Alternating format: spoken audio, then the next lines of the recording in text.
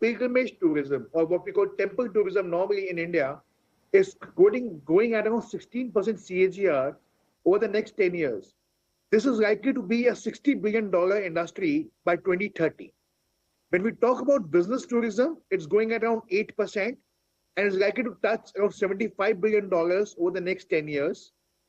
You are looking at medical tourism, which basically makes India as a hub for overseas travelers to come and get themselves treated at a fraction of the cost what they can do outside. That is going at around 13% and is likely to touch a few $1 billion. If you look at the overall industry, the various aspects of the tourism market, over the next 8 to 10 years, this industry is likely to touch around $200 billion overall without even looking at the ancillaries which support that. So a pretty sizable number in our view for us to basically look at is an investment case. What about the infrastructure to support this kind of tourism and this kind of inflow of tourists, whether it's from overseas or whether it's domestic travel?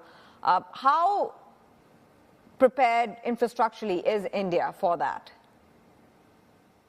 So, Tanvi, you are right that we need to still do a lot of things to cater to much more levels of tourism in India. But a lot of it is already happening and at a much faster rate than what it used to be 10 years back. Today, 65,000 kilometers of roads is getting constructed. We have now airports in 151 cities in the country. You have around 800 crore people, like 80 crore people likely to travel over the next couple of years.